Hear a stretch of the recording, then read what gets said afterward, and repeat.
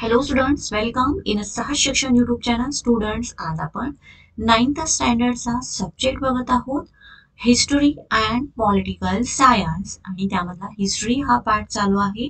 त्यातला 9th chapter आहे changing life, म्हणजे बदलते जीवन, भाग 1 हा आपला 9th चॅप्टर आहे. सो याचा आपण आज कंप्लीट एक्सरसाइज बघणार आहोत. So let's start to the exercise and in that question first. Choose the proper option and rewrite the completed statements. So याच्यामधला first, the first open heart surgery under the leadership of Dr. N. Gopinath was successfully performed in the city of, option दिलेले आहे Chennai, Vellore, Hyderabad and D option आहे मुंबई. तर यातला option बी हा जो आहे वेल्लोर या ठिकाणी डॉक्टर एन गोपीनाथ यांच्या नेतृत्वाखाली ओपन हार्ट सर्जरी ही सक्सेसफुली वेल्लोर या शहरामध्ये परफॉर्म झाली. Second question, dash is known as the father of the Jaipur food. तर जयपूर फूड ही जी टेक्नॉलॉजी आहे तर याचे जनक कोणाला म्हणून ओळखलं जातं. आणि ऑप्शन आहेत A option doctor N Gopinathan, doctor Pramod Sethi, doctor Mohan Rao and option D is none of the above. तर यातला बी ऑप्शन जो आहे doctor Pramod Sethi is known as the father of the Jaipur food.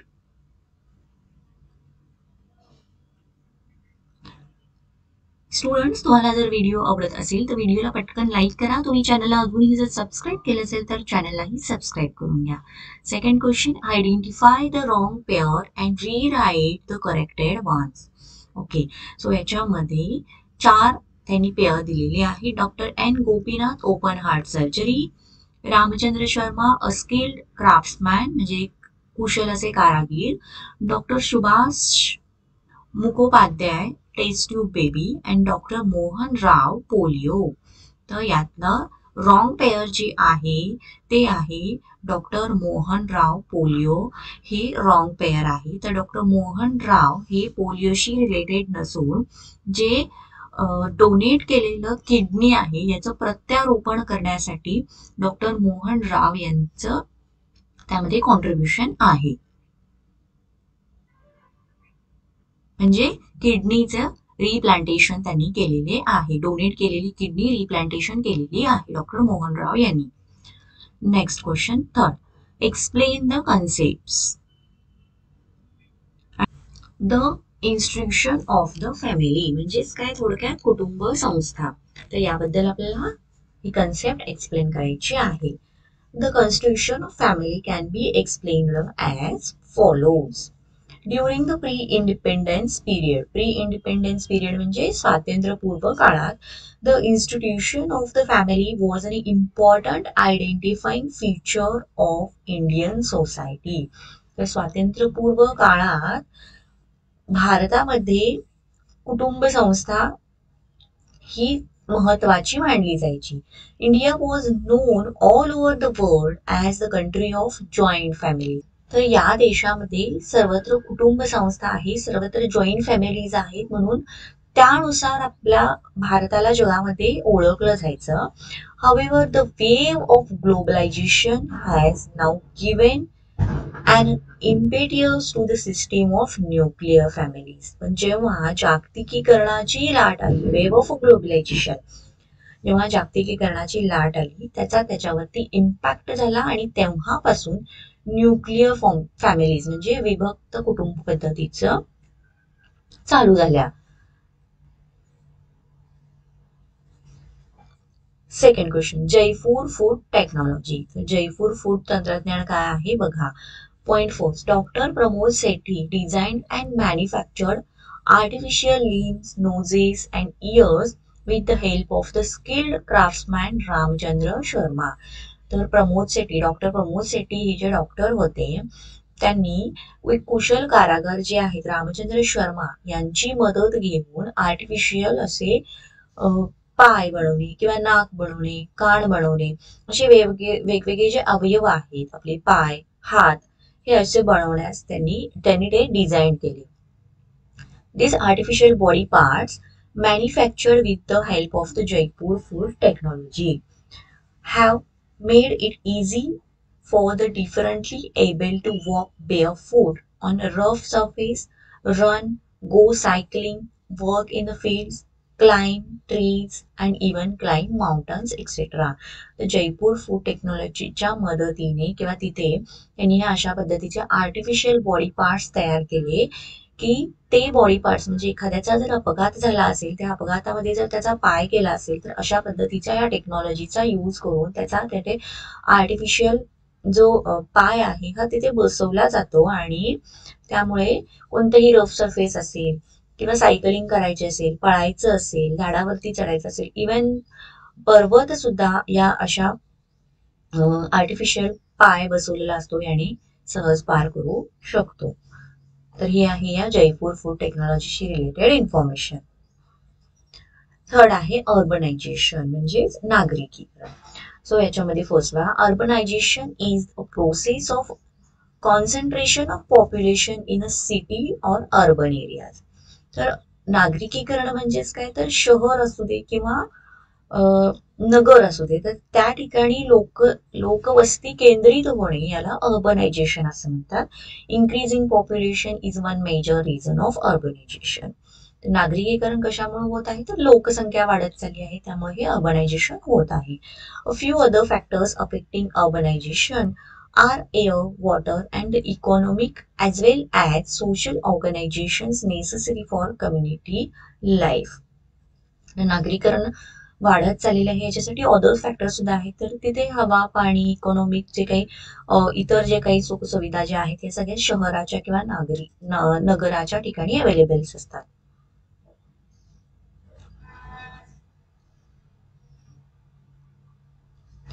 In the context of post-independence India, the increase in urban population is also due to factors such as a reduction in a mortality rate, industrialization, unavailability of means of livelihood in rural areas, job opportunities in cities, and the resulting migration. तर मगाशीच म्हटलं की ज्या काही basic needs आहेत किंवा education,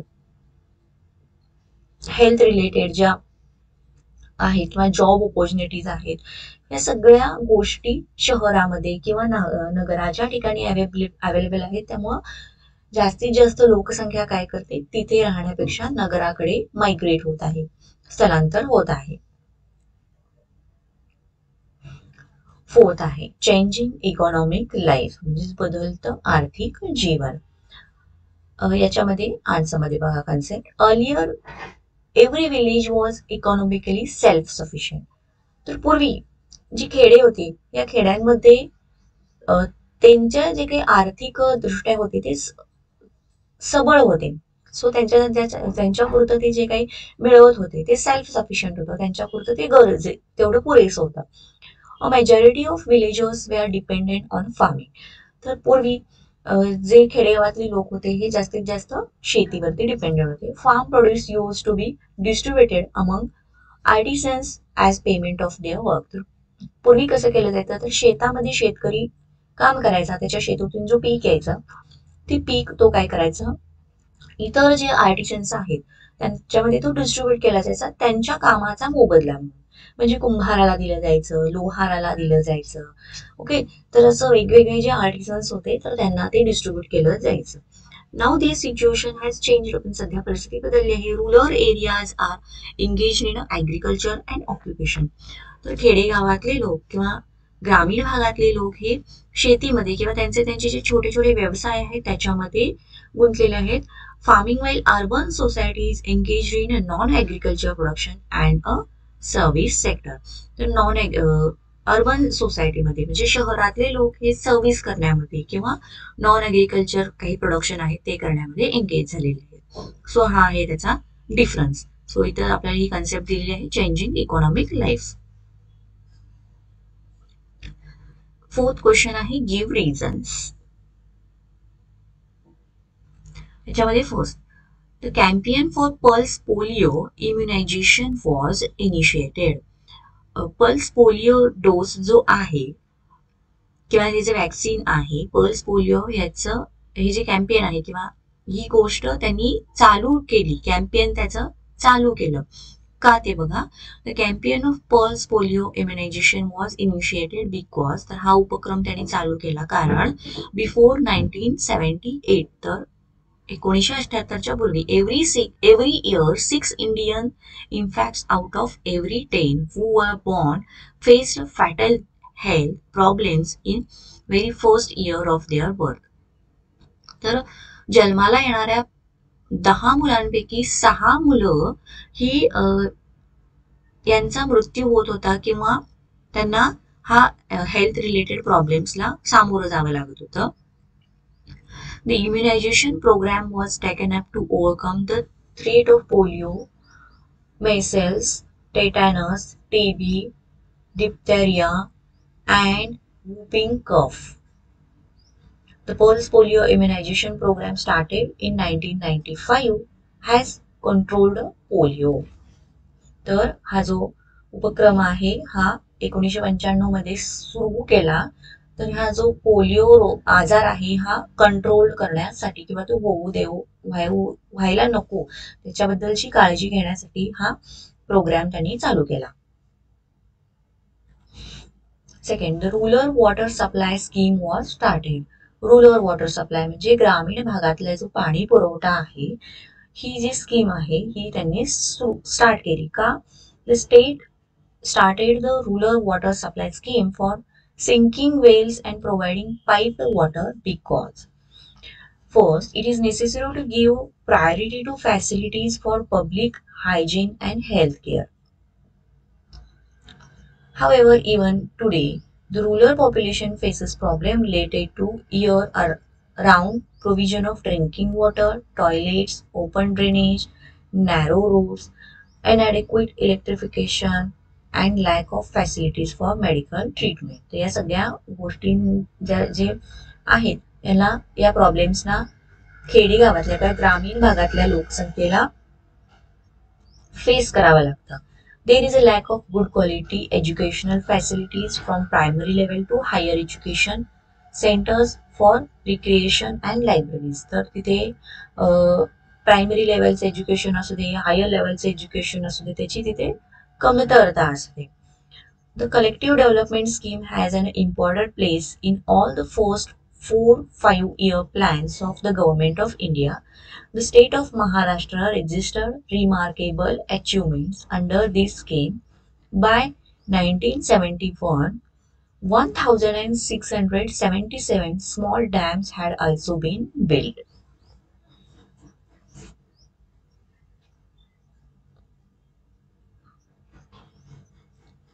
Fifth question. Answer the following questions in 25 to 30 words. आणि याच्यामध्ये बघा, which kinds of discrimination does the constitution prohibits? Constitution म्हणजे काय, तर आपलं संविधान. तर आपल्या संविधानाने कोणत्या प्रकारचे ज्या गोष्टी आहेत ज्याला बंदी घातलेली आहे किंवा मनाई केलेली आहे.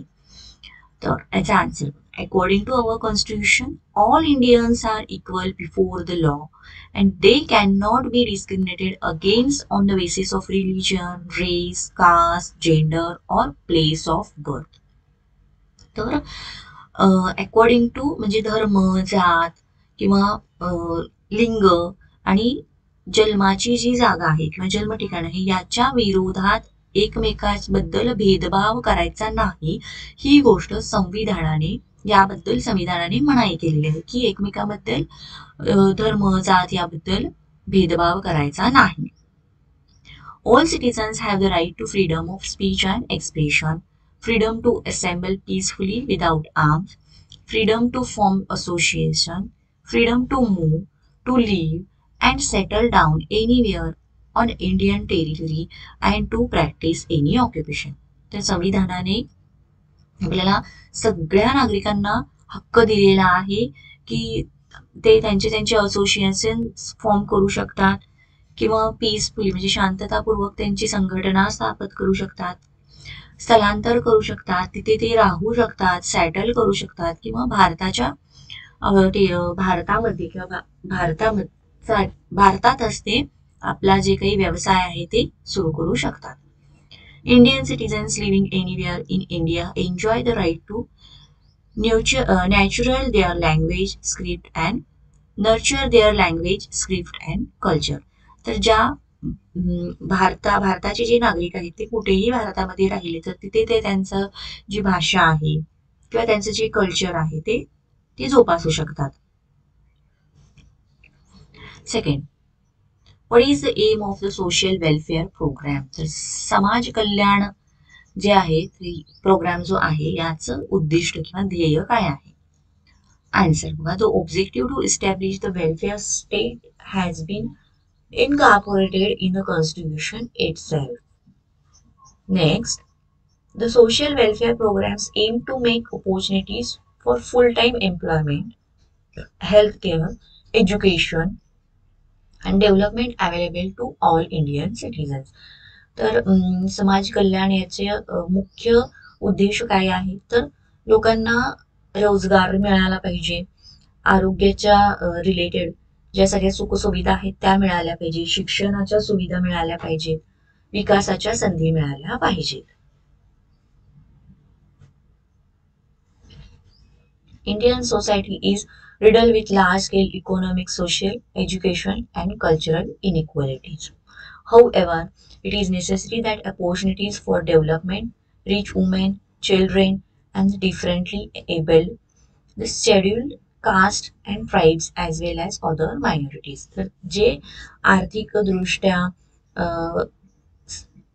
दुर्बल आहेत किंवा जे महिला आहेत, जी लहान मुलं आहेत किंवा इतर जे मायनॉरिटीज आहेत त्या कास्टमधले लोक, तर त्यांना सुद्धा समान संधी मिळाल्या पाहिजे.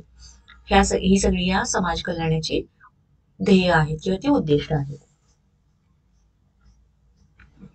Hence, on 14th June 1964, the Government of Indian Constitution of Ministry of Social Welfare. Under this ministry, various programs are implemented for nutrition and child development, social security and social protection, women's welfare and development. Now, next is the third question. What are the challenges facing rural development? ग्रामीण भागामध्ये जे विकास होत आहेत तर त्याच्यासाठी कोणते challenges face करावे लागत आहेत किंवा कोणत्या अडचणींना तोंड द्यावं लागत आहे. आणि याचा answer, in 1961, 82% of India's population resides in villages. In 1971, the percentage was 80%. So far, the rural areas has shouldered the responsibility of providing food, grain and other raw material to urban areas. तर ग्रामीण भागातल्या लोकांच्या वरती काय जबाबदारी आहे की शहरी भागामध्ये जे लोक राहतात त्यांना धान्य पिकवून ते देणे, supplying labor to the industrial sector of the city and taking care of natural resources. However, there are three major challenges with reference to the rural development, namely bringing about economic development म्हणजे त्यांचा आर्थिक विकास, developing facilities to meet social needs सामाजिक त्यांच्या गरजा, finally bringing about the change of attitude in the matter concerning society, culture and ways of thinking. It is also equally necessary to expedite irrigation projects and bring about land reforms.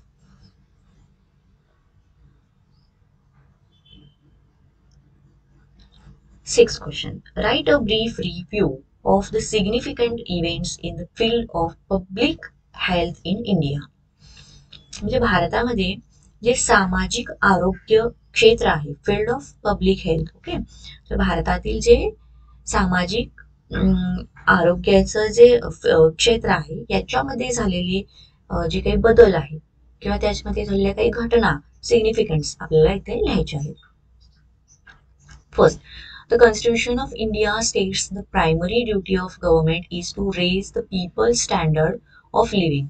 तर भारताच्या संविधानानुसार काय सांगितलेलं आहे की भारतातले जे लोक आहेत त्यांचं जे राहणीमान आहे हे सुधारणे. To ensure proper nutrition and improve public health. सामाजिक आरोग्य जपणं गरजेचं आहे. The ministry of health and social welfare at the center helps the state government in this regard. First point, to make primary health services as well as medical care available to rural people, the tribals and the poor was an objective of the 6 5-year plan. Efforts were made towards helping people maintaining good health by giving recognition to Unani, homeopathy, Ayurveda, naturopathy in addition to allopathy. In 1962, the first successful open heart surgery was performed under the leadership of Dr. N. Gopinath at Christian Medical College Hospital at Vellore in Tamil Nadu. Hence, it is no longer necessary to go abroad for such a treatment. तर हे आपल्याला point हा माहीतच आहे की doctor N Gopinath यांच्या लिडरशिपमध्ये हे जे कॉलेज हॉस्पिटल आहे ख्रिस्टियन मेडिकल कॉलेज हॉस्पिटल इथे ओपन हार्ट सर्जरी झाली. सो त्यावेळेपासून बाहेर म्हणजे परदेशामध्ये अशा प्रकारची ट्रीटमेंट घ्यायची असेल तर जाण्याची गरज भासत नाही. The invention of the Jaipur foot has transform the lives of disabled in India. तर ज्याचं कोणाच्या अपघातामध्ये किंवा इतर गोष्टींमुळे हात पाय किंवा कोणताही बॉडी पार्ट जर डिसेबल झाला असेल तर तो या जयपूर फूड टेक्नॉलॉजीने पुन्हा ट्रान्सफॉर्म करता येतो, प्रत्यारोपण त्याचं करता येतं. Before 1968, if a person lost a leg in an accident, he had to suffer for the rest of his life. In order to remedy the situation, Dr. Pramod Sethi designed and manufactured artificial limbs, noses, ears with the help of skilled craftsman Ramchandra Sharma. These artificial body parts manufactured with the help of Jaipur food technology have made it easy for the differently abled to walk barefoot on rough surface, run, go cycling, work in fields, climb trees and even climb mountains. तर या artificial body पार्टच्या मदतीने जो कोण disabled person आहे ज्याचा पाय किंवा हात समजा पाय त्याचा ऍक्सिडेंटमध्ये मोडला आहे किंवा खराब झाला आहे तर अशा वेळेला तो दुसरा पाय जयपूर फूड टेक्नॉलॉजीने जे मॅन्युफॅक्चर केलेला आहे असे हे आर्टिफिशियल बॉडी पार्ट्स आहे हा बसवून तो रफ सरफेसवरती चालू शकतो, सायकलिंग करू शकतो, even any work in field तो करू शकतो. दे save on the expenses on shoes as there is no need to footwear on these artificial limbs. They can bend their legs at the knees and sit cross legs. तर ते त्यांना वेगळ्या शूजची वगैरे गरज नाही तर ते पाय बेंड करून बसू शकतात, मांडी घालून सुद्धा बसू शकतात. These feet are also convenient while working in water or under wet condition. तर पाण्यामध्ये सुद्धा हे अशा प्रकारचे जे आर्टिफिशियल फीट तयार केलेले आहेत हे सुद्धा त्याच्यामध्ये चालू शकतात. सो स्टुडंट इथेच आपला हा एक्सरसाइज संपलेला आहे. तुम्हाला व्हिडिओ आवडला असेल व्हिडिओला पटकन लाईक करा, चॅनलला सबस्क्राईब करा. थँक्यू.